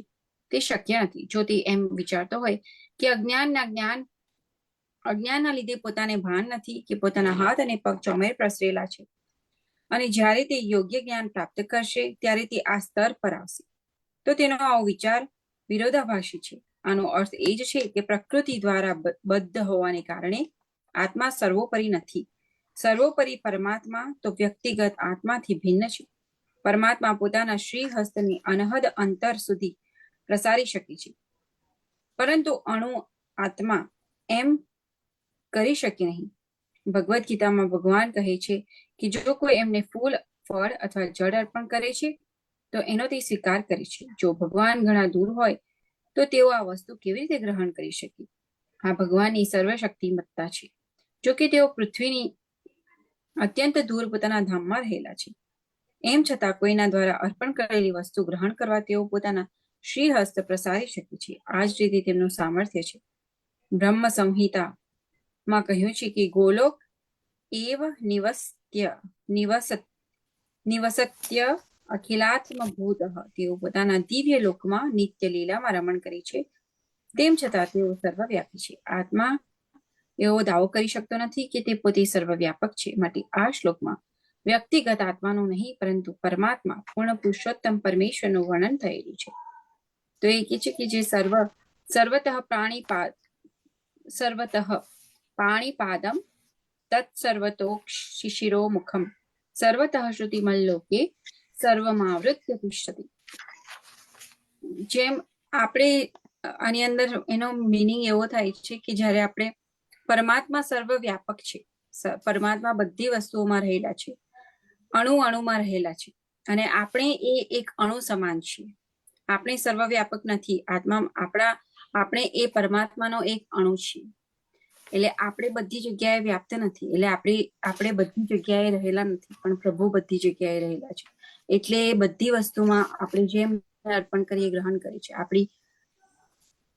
આપણે એમને જ્યારે બોલાવીએ ત્યારે આપણી વાત સાંભળે છે કે આખા જગતનું એ સંચાલન કરી રહ્યા છે. તો આનો મિનિંગ એ થાય છે. Thank you everyone. Thank you.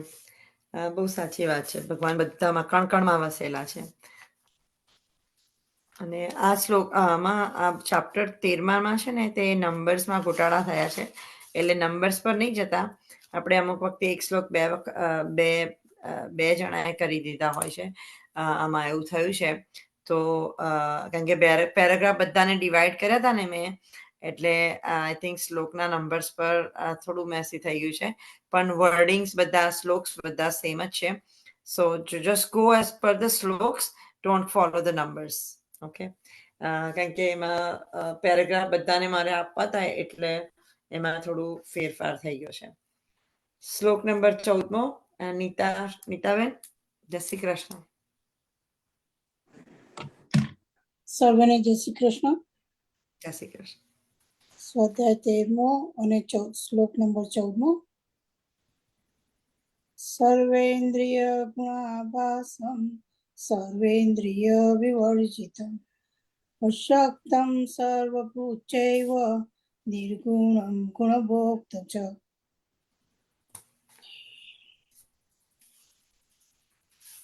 એનો ભાવાર્થ છે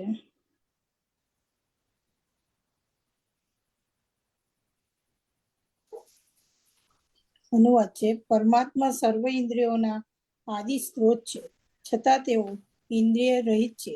તેઓ સર્વ જીવોના પાલન કરનારા હોવા છતાં અનાસક્ત છે. તેઓ પ્રકૃતિના ગુણોથી પર છે, પરંતુ તે સાથે ભૌતિક પ્રકૃતિના સર્વ ગુણોના સ્વામી છે. એનો ભાવાર્થ છે, પરમેશ્વર જીવાત્માઓની સર્વ ઇન્દ્રિયોના સ્ત્રોત હોવા છતાં જીવોને હોય છે તેમ તેમને ભૌતિક ઇન્દ્રિયો હોતી નથી. હકીકતમાં વ્યક્તિગત જીવો આધ્યાત્મિક ઇન્દ્રિયો ધરાવે છે, પરંતુ બદ્ધ જીવનમાં તેઓ ભૌતિક તત્વોના આવરણ દ્વારા ઢંકાઈ ગયેલી છે. તેથી પદાર્થ દ્વારા ઇન્દ્રિયોના કાર્યો પ્રદર્શિત થાય છે. પરમેશ્વરની ઇન્દ્રિયો આવી રીતે આવૃત હોતી નથી. તેમની ઇન્દ્રિયો દિવ્ય હોય છે, તેથી નિર્ગુણ કહેવાય છે. ગુણ એટલે ભૌતિક ગુણ, પરંતુ તેમની ઇન્દ્રિયો ભૌતિક આવરણ વિનાની હોય છે. એ સમજી લેવું જોઈએ કે તેમની ઇન્દ્રિયો આપણી ઇન્દ્રિયો જેવી નથી.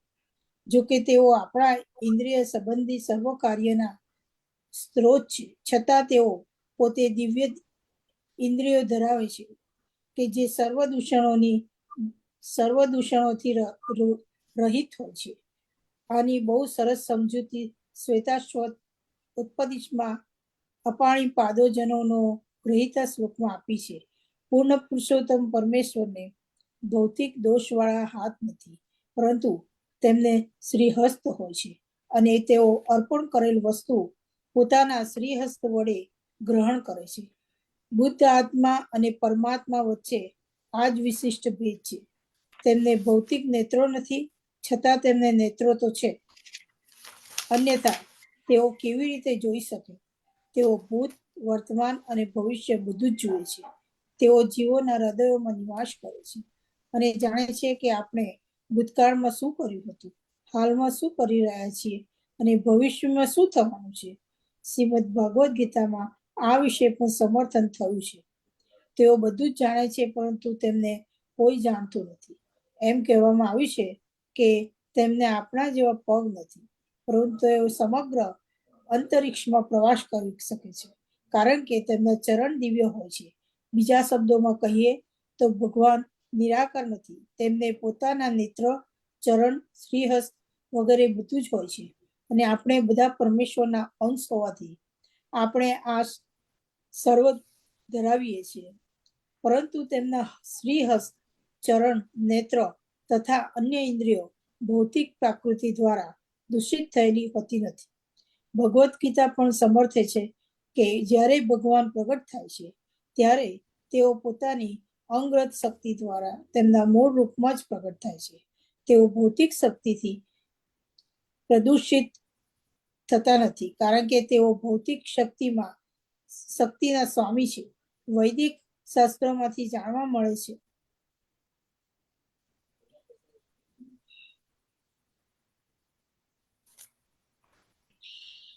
એક મિનિટ.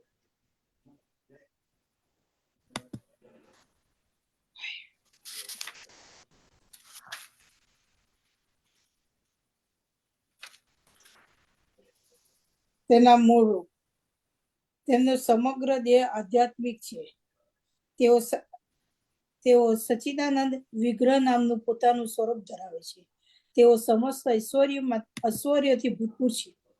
તેઓ સર્વ સંપત્તિ તથા શક્તિના સ્વામી છે. તેઓ પરમ બુદ્ધિમાન તથા સર્વથા જ્ઞાનમય છે. પૂર્ણ પુરુષોત્તમ પરમેશ્વરના આ થોડાક વિશિષ્ટ લક્ષણો છે, જેઓ જીવ માત્રના પાલનહાર છે અને સર્વ પ્રવૃત્તિઓના સાક્ષી છે. વૈદિક શાસ્ત્રોમાંથી સમજાય છે તે પ્રમાણે પરમેશ્વર સદૈવ દૈવ હોય છે. આપણે તેમના મસ્તક, મુખ, હસ્ત કે ચરણ જોઈ શકતા નથી, છતાં તેઓ તે સૌ ધરાવે છે, અને આપણે જ્યારે દિવ્ય અવસ્થા પામીએ છીએ ત્યારે આપણે ભગવાનના સ્વરૂપના દર્શન કરી શકીએ છીએ. ભૌતિક દોષગ્રસ્ત ઇન્દ્રિયોને કારણે આપણે એમનું રૂપ જોઈ શકતા નથી.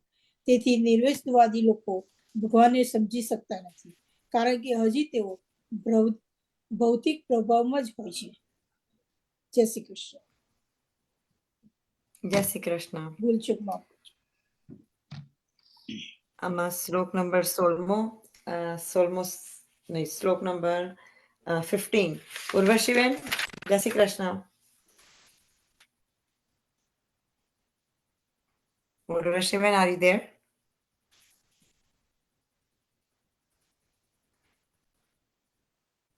ઉર્વશીબેન, જય શ્રી કૃષ્ણ. તમે યસ શ્લોક નંબર યસ 15 જય માં શ્રી કરવાના કૃષ્ણ છો? હા જય શ્રી કૃષ્ણ સંભળાયું જય શ્રી કૃષ્ણ. સંભળાય છે ખબર નહીં મારા સંભળાય છે, પ્રોબ્લેમ છે સંભળાય કે કેમેરો ઓફ થઈ ગયો હું પણ બોલું છું ઓકે કઈ નહીં, સંભળાય છે. ઓકે બહિ અંતઃભૂતાનાં અચરમ ચરમ એવ ચ સૂક્ષ્મતાં તત અવિજ્ઞેય દૂરસ્થં ચ અંતિકે ચ ત.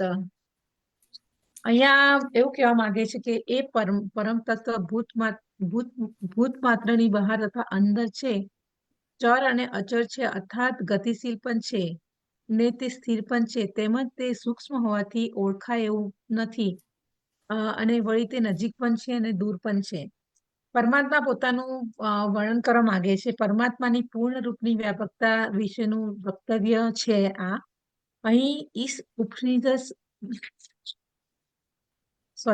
અહીં ઉપનિષદ અને વાણીનો પડઘો પડે છે. પરમાત્મા અત્ર તત્ર સર્વત્ર છે, તેથી જ તે ભૂત માત્રની અંદર પણ છે અને બહાર પણ છે. આત્મ સ્વરૂપે જીવ રૂપે એ જ, અને જો બધું જ એ છે તો ભૂત માત્ર, પ્રાણી માત્ર, હવા, પાણી અને એ છે તો વૃક્ષો, પહાડો, પથ્થરો પણ એ જ છે.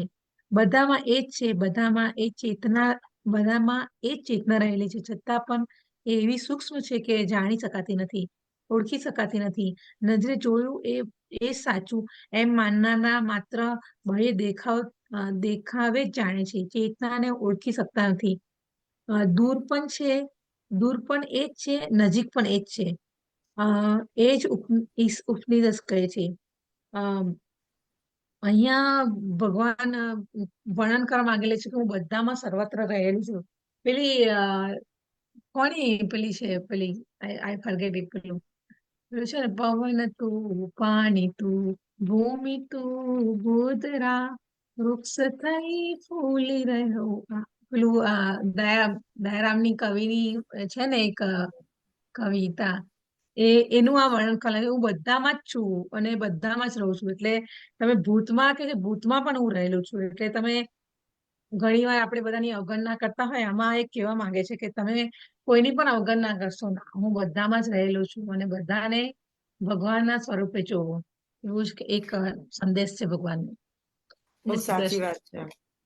હું હા. તો બધા છે ને તે અત્યારે રિલીજીયસ સિરિયલો બહુ જોઉં છું આજકાલ. એટલે કારણ કે મને બધા ભગવાનનું પણ બીજું બધું બેકગ્રાઉન્ડ પણ જાણવું હોય, એટલે હું આ શિવ શક્તિ પણ જોઉં છું ને, તો એમાં પણ ભૂતનું અને એ ભગવાનને કેટલા બધા શિવજીને પૂજતા હું હોય પણ છે શિવશક્તિ જોઉં છું. ભૂતો. રિયલી નાઇસ, શિવજીના કારણ કે આપણને એટલી સમજણ પડે બહુ જ ડીપમાં એવું. સરસ સિરિયલ આવે છે, સુપર અને આવે છે શંકર એ. ભગવાન તો અને આપણા ભગવાનનું શંકર ભગવાન તો આપણા ભગવાનનું હા, આપણા સૃષ્ટિમાં ભગવાનનું કેટલું સરસ. એ હા તો આપણા પહેલા કૃષ્ણ ભગવાનને પહેલા આરાધ્ય વૈષ્ણવ માને છે, છે શિવજી તો. પહેલો વૈષ્ણવ શંકર હા, ભગવાન. હા. અને શિવજી કેવું જોવો છો, કેવું આપણા કૃષ્ણ ભગવાનને આરાધ્ય માને છે, રાઈટ? તો હા, બહુ જ સરસ સિરિયલ આવે છે. એમાંથી રામાયણમાં જાણવાનું પણ કેટલું બતાવે બધું છે મળે ને આપણને. રામાયણમાં યા બતાવ્યું ને, આજે અને જ બતાવ્યું ને રામાયણ. યા અને લક્ષ્મી નારાયણ પણ બહુ સરસ સિરિયલ આવે છે. એમાં પણ આમાં બધા બહુ રિલેટ આપણે એક્ઝામ્પલ્સ કરી શકીએ કે જ્યાં વૈષ્ણવ વિશે વાત કરતા હોય છે ને, તો કેવી રીતે બધું સૃષ્ટિની ધારણા થઈ ને, all the background you can learn about બધાના લોટ ઓફ સંદેશો સ્ટફ. એક જ હોય છે કે આપણા પર છે કે તમે કેવી રીતે લો છો, હા, ટ્રુ. તમે કેવી રીતે ઉતારો નહીં, છો એટલે તમારા સમજ પણ જીવનમાં. આવે. પછી આ બધું તમે એ જોતા હોય ને સાથે સાથે પછી આને રિલેટ કરો ને, તો બહુ ઈઝી સમજમાં આવી જાય છે. આઈ નો યાર, સો રિયલી ખરેખર સાચી વાત છે યા તમારી. આપણે શ્લોક થેન્ક યુ નંબર સર્વ, જય Shri Krishna. Thank you Urvashiben. Stay અહીંયા રહેજો, તમારે ભાવગીત ગાવાનું છે, રાઈટ? આજે ઓકે, યા. યા 16મો શ્લોક. હર્ષિદાબેન, જય શ્રી કૃષ્ણ. જય શ્રી કૃષ્ણ. જય શ્રી કૃષ્ણ. જય શ્રી કૃષ્ણ. આજ વિડીયો નથી ખુલતો, ખબર ને. મારે પણ આ જ પ્રોબ્લેમ થયો. હા, વિડીયો નહીં તો આવી જાય છે ખોલીએ એટલે. વિડીયોનો સર્વ દબાવશો વૈષ્ણવોને તો જય આવી શ્રી જશે. કૃષ્ણ. જય શ્રી કૃષ્ણ સર્વ વૈષ્ણવોને. જય શ્રી કૃષ્ણ, જય કૃષ્ણ. શ્રી કૃષ્ણ. અવિભક્તમ ચ જય શ્રી કૃષ્ણ. ભૂતેષુ વિભક્ત ભીવ ચ સ્થિતમ ભૂત ભર્તુ ચ તજજ્ઞેયમ ગ્રહીષ્ણુ પ્રભ વિષ્ણુ ચ. એનો અનુવાદ: પરમાત્મા સર્વ જીવોમાં વિભાજિત હોય એમ જણાય છે, પરંતુ તેઓ કદાપી વિભાજિત નથી. તેઓ એક તરીકે જ સ્થિત છે. તેઓ દરેક જીવનના પાલન કરતા છે, છતાં તેઓ સર્વના સંહારક છે અને સર્વને જન્મ આપનારા છે. નો ભાવાર્થ: ભગવાન સૌના હૃદયમાં પરમાત્મા રૂપે રહેલા છે. તો શું આનો અર્થ એ કે તેઓ વિભક્ત થયેલા છે? ના, વસ્તુત તેઓ એક જ છે. આ બાબતમાં સૂર્યનું ઉદાહરણ આપવામાં આવે છે. મધ્યાહન સમયે સૂર્ય તેના સ્થાને જ હોય છે, પરંતુ જો કોઈ ચોમેર 5000 માઇલ સુધી જાય અને પૂછે કે સૂર્ય ક્યાં છે, તો દરેક જણ એમ જ કહે છે કે તે પોતાના માથા પર પ્રકાશી રહ્યો છે. વૈદિક સાહિત્યમાં આ ઉદાહરણ એ બતાવવા માટે અપાય છે કે ભગવાન અવિભક્ત હોવા છતાં જાણે વિભક્ત હોય તેમ સ્થિત છે. વૈદિક સાહિત્યમાં એમ પણ કહ્યું છે કે જેમ અનેક મનુષ્યોને એક જ સૂર્ય અનેક સ્થાનોમાં દેખાય છે, તેવી રીતે પોતાની સર્વશક્તિમતાથી એક વિષ્ણુ સર્વત્ર વિદ્યમાન છે અને પરમેશ્વર પ્રત્યેક જીવના પાલન કરતા છે. તેમ છતાં પ્રલય કાળે સર્વનું ભક્ષણ કરે છે. આનું સમર્થન 11મા અધ્યાયમાં થયેલું છે, જેમાં ભગવાન કહે છે કે તેઓ કુરુક્ષેત્રમાં એકત્ર બધા યોદ્ધાઓનું ભક્ષણ કરવા માટે આવ્યા છે. તેમણે એવું પણ કહ્યું છે કે તેઓ કાળરૂપે સૌનું ભક્ષણ કરે છે. તેઓ સર્વનાશી, સર્વનો સંહાર કરનાર છે. જ્યારે સર્જન કરવામાં આવે છે ત્યારે તેઓ મૂળ સ્થિતિમાંથી સર્વનો વિકાસ કરે છે અને પ્રલય વખતે તેમનું ભક્ષણ કરે છે. વેદના મંત્રો સમર્થન કરે છે કે તેઓ જીવ માત્રના અને બીજા સૌના ઉદ્ભવ સ્થાનમાં છે અને સર્વના આશ્રય છે. સર્જન પછી બધી વસ્તુઓ તેમની સર્વશક્તિમતામાં ટકી રહી છે અને પ્રલય પછી બધી જ વસ્તુઓ ફરી તેમનામાં આશ્રય વિલય પામે છે. આ સર્વ વૈદિક મંત્રોનો સમર્થનો છે કે યતો વા ઈમાની ભૂતાની જાયન્તે યૈન જાતાની પ્રયત્નય વિસંતિ તદ બ્રહ્મ તદ વિષી જ્ઞાસ્વ. જય શ્રી કૃષ્ણ. જય શ્રી કૃષ્ણ. આ વૈકુંઠ લોક કેવી રીતે નામ પડ્યું અને એમાં શું છે એનું ઇમ્પોર્ટન્સ, એ બધું જ લક્ષ્મીનારાયણ માં બહુ સરસ બતાવે છે. તમે જોજો એમાં વેરી નાઇસ ક્યારથી શરૂ થઈ છે એ સિરિયલ? આખું હમણાં જ થઈ? હમણાં જ મને લાગે છે 2-3 વીક જ થયા. 2-3 વીક થયા. ઓકે, જોતી નથી તો જોઈશ. બહુ સરસ છે. એમાં લક્ષ્મીનારાયણનું આખું નારાયણનું વૈકુંઠ, અને એમાં કોઈને આવવાની ઇજાજત નથી. એવી રીતે બતાવે છે કયા કયા ભક્તો જ આવી શકે. ઓકે. બહુ સરસ બધું આખું એનું વર્ણન બતાવ્યું છે વિસ્તારથી. શેમાં કલર્સમાં આવે જ ને? આઈ થિંક સો કલર્સમાં આવે છે. કલર્સમાં આવે છે. Okay, Shiv Shakti I think એમાં જ આવે છે કલર્સ. બંને એમાં જ આવે એક છે. રામાયણ જોઉં છું ખાલી. યા આપણે શ્લોક નંબર 17મો. દીપિકાબેન, જય શ્રી કૃષ્ણ. હા, જય શ્રી કૃષ્ણ બેન બધાને. અધ્યાય 13મો અને શ્લોક નંબર 17મો. જ્યોતિષામપી જ્યોતિષ તમસઃ પરમ ઉચ્યતે જ્ઞાનમ જ્ઞેય જ્ઞાનગમ્યમ હૃદિ સર્વસ્ય દિતિષ્ટમ. પરમાત્મા જ્યોતિઓના તેજનું એક પ્રભવ સ્થાન છે. તે ભૌતિક જગતના અંધકારથી પર છે અને અવ્યક્ત છે. જ્ઞાન પરમાત્મા છે. જ્ઞાનનો ઉદ્દેશ પણ પરમાત્મા છે અને જ્ઞાનનું લક્ષણ પરમાત્મા છે. તે બધાના હૃદયમાં વસે છે. સૂર્ય, ચંદ્ર વગેરે જ્યોતિઓના તેજનો ઉદ્ગમ પરમાત્મા એટલે કે પૂર્ણ પુરુષોત્તમ ભગવાન જ છે. શ્રુતિમાં કહ્યું છે કે આધ્યાત્મિક જગતમાં સૂર્ય કે ચંદ્રની જરૂર જ નથી, કેમ કે ત્યાં ભગવાનનું ઝળહળતું તેજ બ્રહ્મ જ્યોતિ છે. ભૌતિક જગતમાં એ બ્રહ્મ જ્યોતિ ભૌતિક પ્રકૃતિના તત્વોથી ઢંકાયેલી છે. તેથી તેજ માટે આપણને સૂર્ય, ચંદ્ર અને વીજળીની જરૂર રહે છે. આધ્યાત્મિક જગતમાં આ કસાની જરૂર રહેતી નથી. ત્યાં બધું ભગવાનની બ્રહ્મ જ્યોતિથી પ્રકાશિત થાય છે, એમ શ્રુતિ ગ્રંથો કહે છે. આ પરથી સ્પષ્ટ થાય છે કે ભગવાન ભૌતિક જગતમાં નહીં પણ આપણાથી ઘણે ઘણે દૂર આધ્યાત્મિક જગતમાં પરવ્યોમમાં વસે છે. સૂર્યની જેમ સદાકાળ પ્રકાશતા તે ભૌતિક જગતના અંધકારથી પર છે. આદિત્ય વર્ણ તમશઃ પરસ્તાત, તેમનું જ્ઞાન અલૌકિક છે. આ જ હકીકતને દ્રઢતા શ્રુતિ કહે છે કે બ્રહ્મ સારભૂત અલૌકિક જ્ઞાન છે, જેને આધ્યાત્મિક લોક પામવાની તાલાવેલી હોય છે. તેને દરેકના હૃદયમાં પરમાત્મા રૂપે રહેલા ભગવાન એ જ્ઞાન આપે છે. આ ઉપનિષદ મંત્રમાં કહ્યું છે કે તમ હવ દેવાત્મા બુદ્ધિ પ્રકાશમ મુમુક્ષવે શરણમ અહમ પ્રપદ્યે. મોક્ષની ઈચ્છા રાખનાર પુરુષે પૂર્ણ પુરુષોત્તમ ભગવાનનું શરણ લેવું જોઈએ. તેમને ઓળખીને જ મનુષ્ય જન્મ અને મરણ કરી જાય છે. ત્વમેવ વિદિત્વા અતિ મૃત્યુમેતિ. આમ ભગવાન જ્ઞાન, જ્ઞાનનો હેતુ અને જ્ઞાનનું લક્ષ્ય છે. તે દરેકના હૃદયમાં સર્વોચ્ચ નિયંતા રૂપે રહેલા છે. તેમના હાથ અને પગ સર્વત્ર ફેલાયેલા છે, જ્યારે જીવાત્માના હાથ પગ પરિમિત છે. તેથી આપણે સ્વીકારવું જ પડે કે ક્ષેત્રજ્ઞ બે છે, જીવાત્મા અને પરમાત્મા. શ્વેતાશ્વતર ઉપનિષદમાં કહ્યું છે કે સર્વસ્વ પ્રભુ મિશાનમ સર્વસ્ય શરણમ બૃહદ. પૂર્ણ પુરુષોત્તમ ભગવાન પરમાત્મા જીવાત્માના પ્રમુખ છે. તેથી જીવ માત્રનું છેવટનું શરણ પણ તે જ છે. આમ જીવાત્મા અને પરમાત્મા જુદા છે, એનો ઇનકાર કરી શકાય તેમ નથી. જય શ્રી કૃષ્ણ.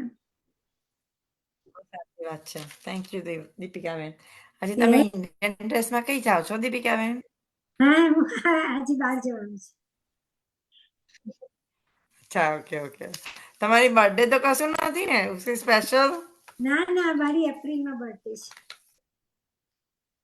અચ્છા અચ્છા, ઓકે. શ્લોક નંબર 18મો. રશ્મિબેન, જય શ્રી કૃષ્ણ.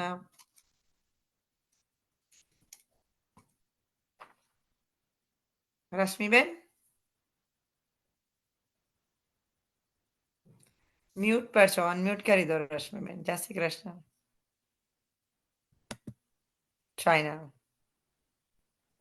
હવે યા અનમ્યુટ થયો. જય શ્રી કૃષ્ણ. હા, થઈ ગયું થઈ ગયું થઈ ગયું. જય શ્રી કૃષ્ણ. સંભળાય છે ને? સંભળાય છે. સંભળાય છે. હા. સંભળાય છે. ઓકે. ઇતિ ક્ષેત્રમ તથા જ્ઞાનમ જ્ઞેયમ ચ ઉક્તમ સમાસતઃ મોદક્ત એતત વિજ્ઞાય મદ્વાય ઉપદ્યતે. શ્લોક 18મો. એનો અનુવાદ છે આ પ્રમાણે મેં કાર્યક્ષેત્ર અને શરીર એટલે જ્ઞાન તથા જ્ઞેય નું સંક્ષિપ્ત વર્ણન કર્યું છે.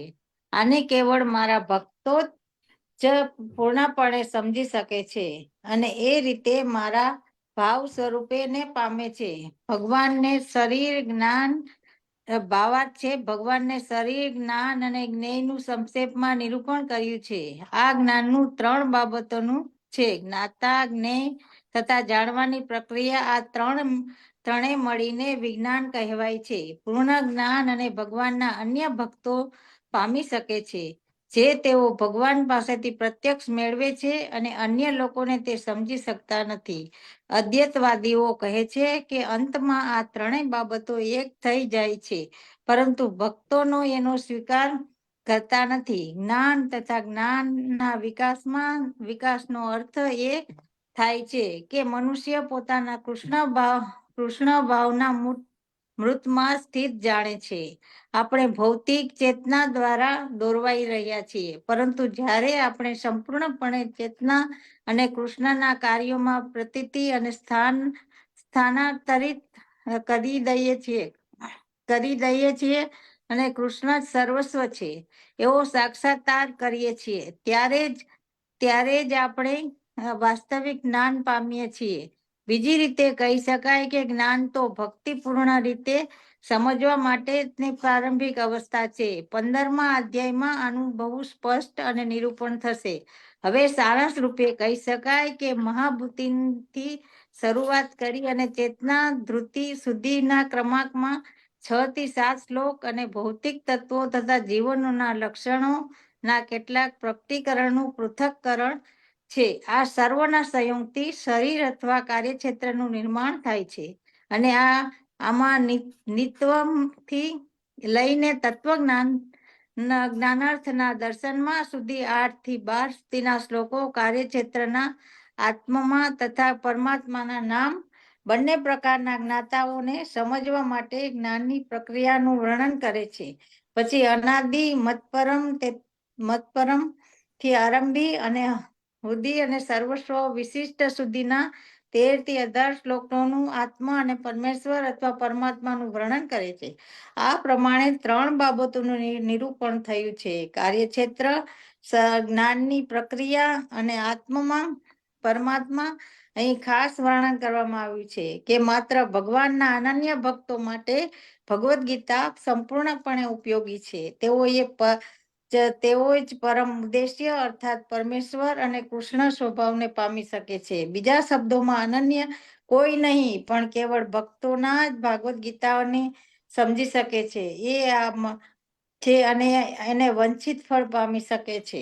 જય શ્રી કૃષ્ણ. જય શ્રી કૃષ્ણ.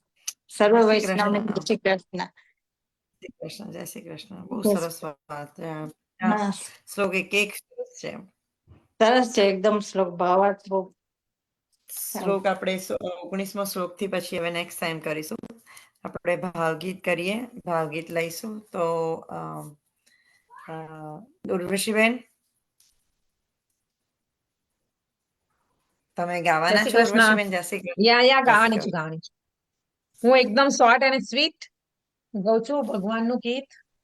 એકદમ અનુરૂપ છે કે અત્યારે આપણે જે આપણે સત્સંગ કર્યો એના અનુરૂપ છે. ઓકે.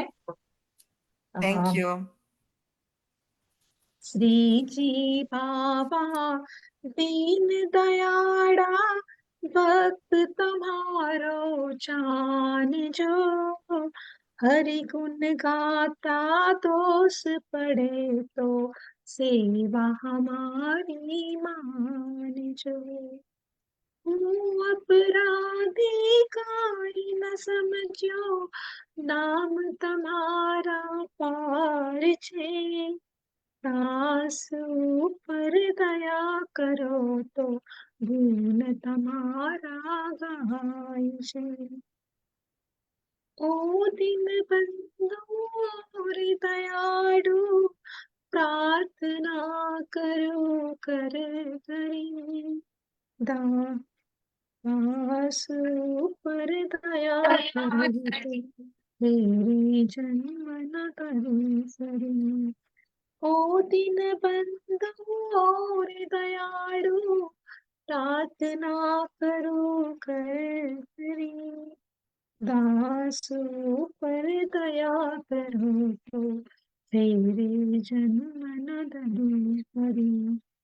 ઓ લોકવાસી વૈકુંઠવાસી, બુદ્ધિ હમારી સુધારજો. જન્મ મરણ ના બંધન છૂટે એવી ભક્તિ અમને આપજો.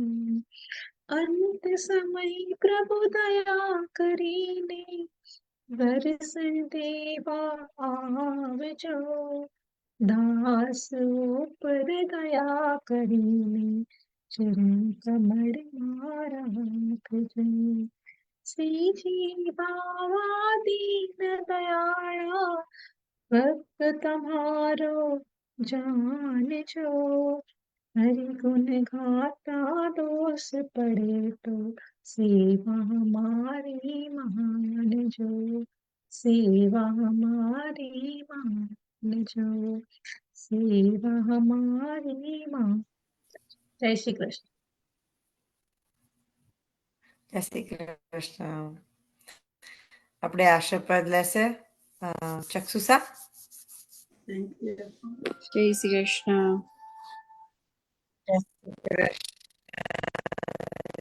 આશ્રય પદ લઈએ છે.